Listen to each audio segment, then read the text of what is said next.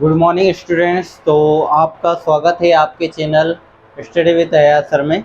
और आज हम करेंगे क्लास 9th का चैप्टर नंबर 2 और चैप्टर नंबर 2 में हम करेंगे एक्सरसाइज 2.1 राइट।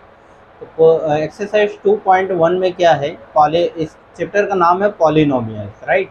और पॉलिनोमियल्स में हम जिन चीज़ों के बारे में डिस्कस करेंगे आज, उन चीज़ों में हो गई डिग्री, पावर, कॉफिशिएंट होगी, 1 वेरिएबल, 2 वेरिएबल, और या फिर ये बोल दीजिए आपकी लीनियर, क्वाड्रेटिक, क्यूबिक, ठीक है। इन सभी के बारे में हम डिस्कस करेंगे और कैसे सॉल्व करते हैं पॉलिनोमियल्स को, वो इस चैप्टर में हम पूरा डिटेल में पढ़ेंगे। तो चलो स्टार्ट करते हैं। यहाँ पर पहला क्वेश्चन है एक्सरसाइज 2.1 का। अभी which of the following expression are polynomials in 1 variable, ठीक है। तो अभी आपको ये समझने की ज़रूरत है कि पॉलिनोमियल्स में वेरिएबल क्या होते हैं राइट। तो वेरिएबल्स वो होते हैं जैसे कोई टर्म एक्स है, वाई है, जेड है, टी है, के है, ये सब वेरिएबल्स होते हैं। ये जो अल्फ़ाबेट्स होते हैं ना, इन्हीं को हम वेरिएबल्स बोलते हैं राइट। यदि हाँ स्पेशल केस, यदि किसी में बोल दे कि के कांस्टेंट है तो वो बात एक अलग है। बट यहाँ पर अभी तो हमको क्या इमेजिन करना है कि जितने भी हमारे अल्फ़ाबेट है वो सब क्या है, वेरिएबल है। अभी 1 वेरिएबल का मतलब क्या होता है कि जिसमें एक ही वेरिएबल हो। मीन्स पूरी इक्वेशन में या तो एक्स लिखा हो, या ओनली वाई लिखा हो, या जेड लिखा हो, या टी लिखा हो, या के लिखा हो, ठीक है। अभी पॉलिनोमियल्स इन 1 वेरिएबल, इसका मतलब ये होता है कि वो पॉलिनोमियल भी होना चाहिए। कौन कौन से पॉलिनोमियल है इसमें, सॉरी पॉलिनोमियल्स तो ये सारे ही है, बट 1 वेरिएबल वाले कौन से हैं। तो 1 वेरिएबल किस में होता है या उसमें क्या ध्यान रखना पड़ता है आपको। जैसे x की पावर यहाँ पर ये जो होती है ना, लिखी रहती है, ये पावर होती है। क्या बोलते हैं इसको हम, पावर बोलते हैं, या डिग्री भी बोलते हैं इसको, क्या और क्या बोलते हैं इसको हम, डिग्री, ठीक है। तो आपको सिर्फ इतना ध्यान देना होगा कि यहाँ पर जो x की पावर है वो क्या नहीं होना चाहिए, वो आपके -1 नहीं होना चाहिए, -2 नहीं होना चाहिए, मतलब नेगेटिव में कुछ भी नहीं होना चाहिए। और क्या नहीं होना चाहिए, 1/2 नहीं होना चाहिए, 2/3 नहीं होना चाहिए, 5/9 नहीं होना चाहिए। इस तरीके से फ्रैक्शन में नहीं होना चाहिए। यदि इस टाइप से आपके पावर निकलती है या फ्रैक्शन में आती है तो इसका मतलब वो पॉलिनोमियल इन 1 वेरिएबल नहीं होगा, ठीक है। तो ये इसका रीज़न है। मतलब क्या है कि इसकी जो भी पावर होगी, एक्स की पावर क्या होना चाहिए, तो वो होना चाहिए वॉल नंबर। क्या होना चाहिए, wall number right, complete number होना चाहिए, तो ही वो पॉलिनोमियल इन 1 वेरिएबल हो सकता है। और क्या कंडीशन है पॉलिनोमियल इन 1 वेरिएबल के लिए, उसमें कोई भी दो, जैसे एक्स और वाई दोनों आ गए, तो ये दोनों किसी पॉलिनोमियल में आ गए, तो पॉलिनोमियल इन 1 वेरिएबल नहीं होगा, ठीक है। चलो स्टार्ट करते हैं, बहुत इजी है। तो यहाँ पर हम देख रहे हैं कि जो पहला क्वेश्चन है उसमें बहुत आसान, आपको यस और नो में ही आंसर देना है। पहला वाला क्वेश्चन नंबर फर्स्ट, क्या ये which of the following expression are polynomial, ये पॉलिनोमियल है, बिल्कुल पॉलिनोमियल है। पॉलिनोमियल के लिए कोई कंडीशन नहीं होती, जिसमें 1 2 3 एक सिंगल टर्म भी होगी तो पॉलिनोमियल होगा। इन 1 वेरिएबल, 1 वेरिएबल एक्स, हाँ एक्स है यहाँ पर, पूरी इक्वेशन में ओनली एक्स है, ठीक है। तो अच्छा, इसमें पावर में देख लो, पावर में भी कुछ नहीं है, यहाँ पर भी 2 है, यहाँ पर भी 1 है, तो इसका आंसर आएगा yes, it is a polynomial in 1 variable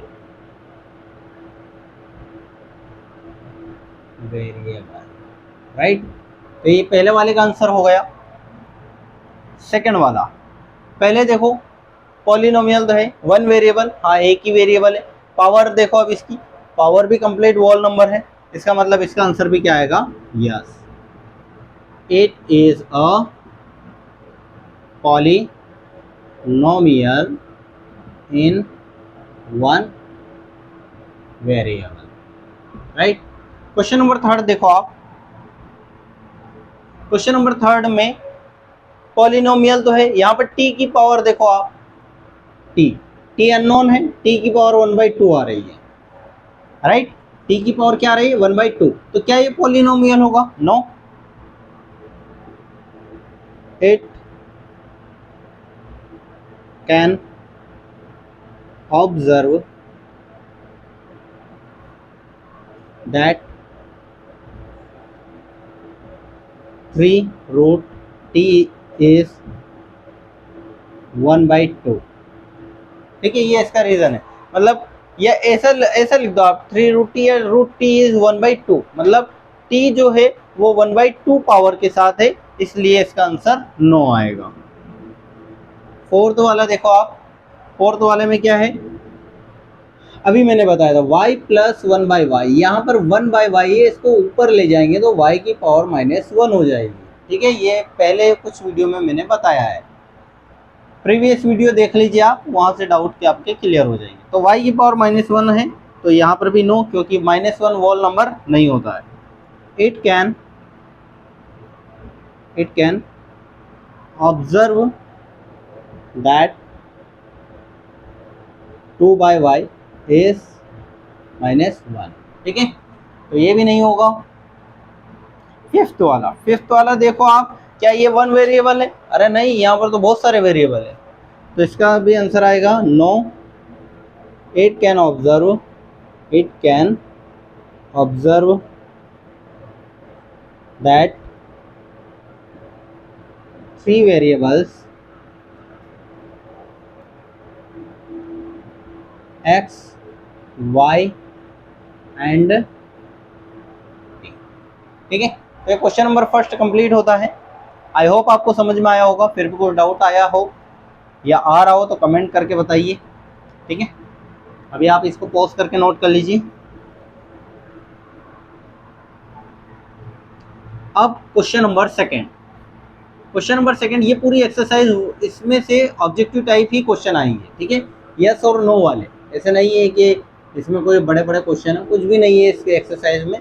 yes और नो में जवाब देना है, या डिग्री पूछेगा, ठीक है, या आपसे कोफिशिएंट पूछेगा, तो ये भी हम सब सीखेंगे। ठीक है, तो क्वेश्चन नंबर 2 यहाँ पर क्या है, right the coefficient, right the coefficient of x square in each of the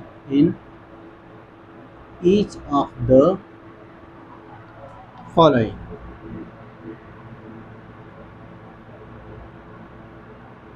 पहला क्वेश्चन है यहाँ पर 2 + x² + x, सेकेंड है 2 - x² + x³, थर्ड है π/2 x² + x, फोर्थ है √2x - 1। राइट, तो यहाँ पर ये क्वेश्चन है आपका, और हमें कोफिशिएंट बताना है। तो कोफिशिएंट क्या होता है, कोफिशिएंट का कुछ आइडिया है? तो कोफिशिएंट यदि आपको नहीं पता है तो कोफिशिएंट देखिए आप, सपोज दैट आपको एक इक्वेशन गिवन है 100x⁵ - 4x³ - 2x² + x + y। ठीक है, यदि आपसे पूछे इसमें coefficient, right the coefficient of, अच्छा कोफिशिएंट यदि पूछ रहा है तो वो ये भी बताएगा किसका कोफिशिएंट बताना है, ये नहीं पूछेगा कभी के कोफिशिएंट बताइए। यदि उसमें ऐसा लिखा है coefficient of x⁵, suppose that ये लिखा है, तो आपको बिल्कुल भी घबराने की जरूरत नहीं है। जो भी आपको इक्वेशन गिवन है उसमें आपको ढूंढना पड़ेगा कि x⁵ कहाँ पर है। ठीक है, अभी इसमें देखोगे आप तो x⁵ यहाँ पर है, तो उस वाली पूरी टर्म पर आप सर्कल बना लो, उसको अलग कर लो, क्या है वो 100x⁵। ठीक है, तो यहाँ पर x⁵ को भी हटा दो, उसके आगे जो लिखा होगा 100 वही उसका कोफिशिएंट होगा। ठीक है, समझ में आया? अभी सपोज दैट मान लो कि यहाँ पर x⁵ का पूछा, x⁵ का ना पूछते हो, x⁴ का पूछता, तो आपको क्या ढूंढना पड़ता है इसमें, आप x⁴ जहाँ पर भी दिखाई दे वहाँ पर आप सर्कल बना लो। ठीक है, तो कहाँ दिखाई दे रहा है x⁴, सॉरी x⁴ तो है ही नहीं, x⁵ ले लो। ठीक है, तो तो x की पावर 3 कहाँ पर दिखाई दे रहा, यहाँ पर। तो x की पावर 3 लिखा आपने। अब इसमें माइनस साइन भी आना चाहिए, ठीक है, मतलब साइन भी आना चाहिए ब्रैकेट के अंदर। यहाँ पर तो साइन था ही नहीं, बट यहाँ पर साइन है तो साइन को भी अंदर ले लिया। अभी ये जो टर्म है ये क्या है, -4x³ है। इसमें से x³ का कोफिशिएंट पूछा है तो उसके आगे क्या लिखा है, -4। तो आपका ये आंसर हो जाएगा, ठीक है। आई होप आपको समझ में आ गया होगा। जैसे सपोज दैट x² का पूछता हूँ, ठीक है, तो x² का पूछता हूँ तो इस पर सर्कल बनाते हैं हम, तो ये वाला हमारा क्या हो जाता, -2 कोफिशिएंट हो जाता, ठीक है। तो अब कर रहे हैं हम क्वेश्चंस। तो कोफिशिएंट ऑफ x² ये हमको पहले ही क्वेश्चन में बोल दिया है, ठीक है। पहले वाले का क्या आएगा, पहले वाले में x² ढूंढो, x² ये रहा, x² का कोफिशिएंट सर्कल बना लो। तो यहाँ पर कुछ भी नहीं लिखा है तो 1 लिखा होता है, तो आएगा +1। क्या आएगा, +1। प्लस नहीं भी लगाओगे तो चलेगा। सेकंड वाला कोफिशिएंट ऑफ x², इसमें x² कहाँ पर है, यहाँ पर है, ठीक है।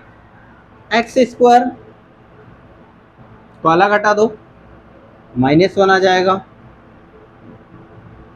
माइनस तो लगाना ही, यदि माइनस है तो माइनस लगाना है, ठीक है।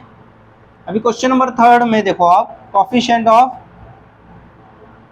x² इज इक्वल टू, कहाँ पर है x², इसमें यहाँ पर दिख रहा है, इसको अलग लिख लो, π/2 x² का कोफिशिएंट पूछा है, उसके आगे π/2 लिखा है, तो π/2 इसका आंसर हो जाएगा। Question number 4, coefficient of x², इसमें x² ढूंढो, नहीं है।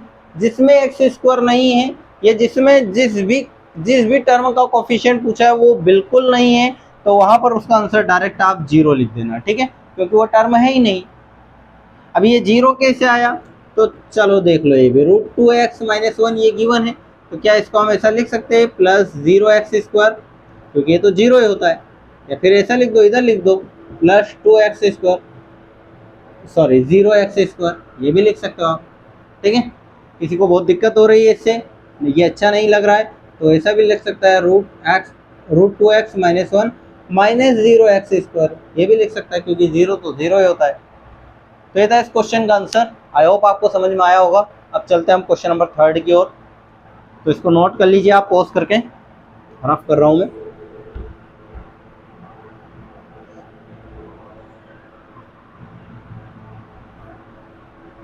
क्वेश्चन नंबर 3 जो है वो भी कोई हार्ड नहीं है, पूरी एक्सरसाइज ही बहुत आसान है, ठीक है। तो यहाँ पर क्वेश्चन नंबर 3 गिवन हमको, गिव 1 एग्जाम्पल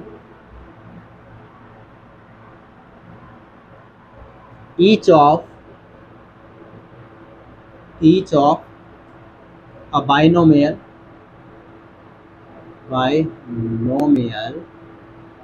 of degree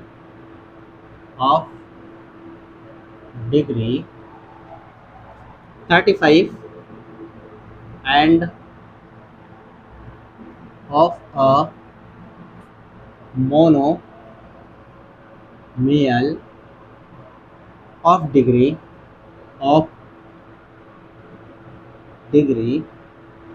100। तो क्वेश्चन नंबर 3 है, जो कि बहुत आसान सा क्वेश्चन है, देखने में बहुत हार्ड लग रहा है आपको, ठीक है। तो क्वेश्चन नंबर 3 में क्या है, एक सेकंड रुकिए। क्वेश्चन नंबर 3 में क्या है, गिव एन एग्जांपल, आपको एक एग्जांपल बताना है। ईच ऑफ बाइनोमियल, बाइनोमियल का मतलब होता है जिसमें 2 टर्म हो, राइट, ऑफ डिग्री 35। पहला क्वेश्चन तो यहाँ पर खत्म हो जाता है, कहाँ पर, एंड से पहले पहला क्वेश्चन खत्म हो जाता है। क्वेश्चन ये पूछा है कि आपको एक एग्जांपल देना है। ईच मतलब 2 क्वेश्चन पूछे हैं यहाँ पर। अब बाइनोमियल, एक बाइनोमियल जिसमें 2 टर्म हो, ऑफ डिग्री 35, ठीक है, उसकी डिग्री कितनी होना चाहिए, 35। डिग्री 35 का मतलब ये होता है कि उसकी सबसे बड़ी पावर जो है वो 35 होना चाहिए, बाकी उसके अलावा भी दूसरी पावर हो सकती है। तो पहला इसका एग्जांपल आप ऐसा लिख सकते हो, x की पावर 35, डिग्री 35 हो गई। बाइनोमियल लिखना है तो x की पावर 35 4 लिख दो, हो गया बाइनोमियल, आंसर भी हो गया, डिग्री भी 35, क्योंकि सबसे बड़ी पावर क्या दिखाई दे रही है 35, जो सबसे बड़ी पावर होती है वही डिग्री होती है, ठीक है। अब यदि आपको ये अच्छा नहीं लग रहा, एक्स की पावर 10 लिख दो, ये भी अच्छा नहीं लग रहा है, एक्स की पावर 15 लिख दो, ये भी अच्छा नहीं लग रहा है, तो 15 एक्स की पावर 24 लिख दो, आप कुछ भी लिख सकते हो, वॉट एवर, बट सबसे बड़ी पावर ये होना चाहिए, ठीक है।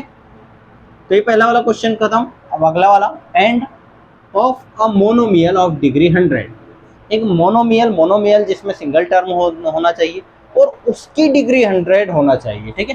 तो आप सेकंड वाला एग्जांपल ऐसा लिख दो, एक्स ये मोनोमियल और इसकी पावर 100, ये इसकी डिग्री भी हो गई, आंसर, ठीक है। तो ज़्यादा कुछ करना नहीं था इस क्वेश्चन में। फिर भी यदि आपको कुछ डाउट हो तो आप पूछ लेना डबल स्लैश। अब चल रहे हैं क्वेश्चन नंबर 4 की ओर। क्वेश्चन नंबर 4 जो है वो भी कोई ज़्यादा हार्ड नहीं, आसानी है। क्वेश्चन नंबर 4 यहाँ पर क्या लिखा हुआ है, right the degree of each of the following polynomial, right. पहला वाला क्वेश्चन है आपको 5x³ plus 4x² plus 7x। Second वाला है 4 - y²। थर्ड वाला है 5t - √7। फोर्थ वाला है 3, ठीक है। तो 4 क्वेश्चन है, डिग्री पूछी। अभी डिग्री के बारे में मैंने बताया आपको कि जो भी पॉलिनोमियल है उसमें जो सबसे बड़ी इक्वेशन होगी, सॉरी जो सबसे बड़ी पावर होगी वो आपकी डिग्री हो जाएगी। तो पहले वाले का आंसर आएगा 3 इज डिग्री ऑफ पॉलिनोमियल। आप डायरेक्ट 3 भी लिख दोगे चलेगा, डायरेक्ट ये लिख दो, कोई दिक्कत वाली बात, 3 लिख दो, ऐसा कर दो, डिग्री 3। सेकेंड वाला डिग्री, इसमें अननोन क्या है y की पावर कितनी है मैक्सिमम 2, तो डिग्री कितनी आ जाएगी 2। थर्ड वाला डिग्री, थर्ड वाले में अननोन क्या है t की पावर क्या है 1,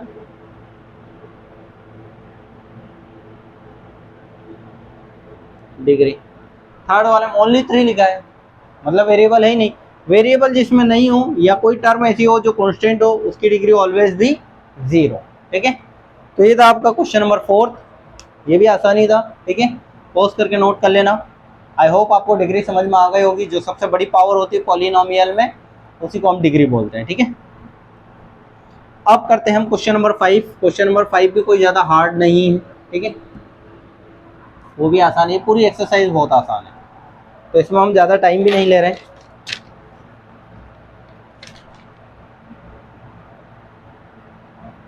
classify the following as linear, quadratic,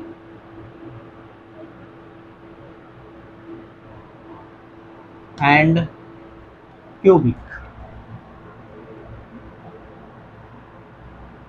polynomials।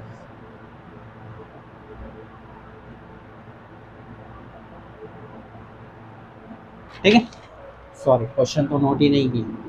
पहला वाला x² plus x second, x minus x³ third, y plus y² plus 4 1 plus x fifth, 3t 6 r²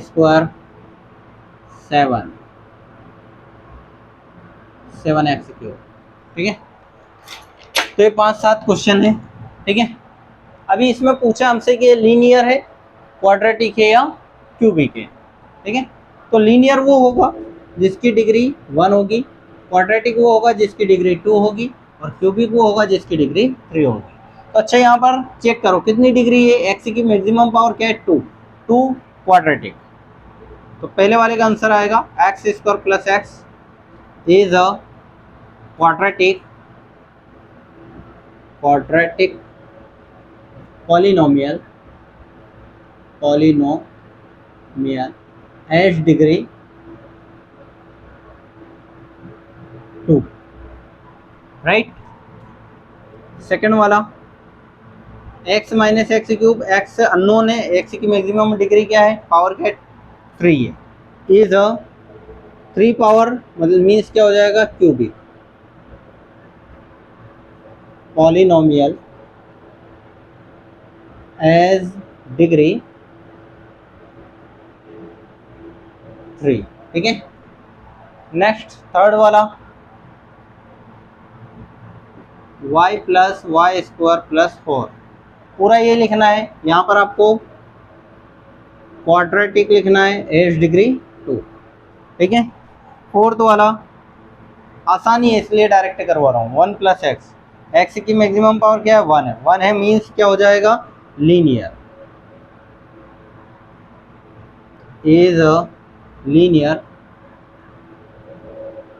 polynomial as degree 1, right.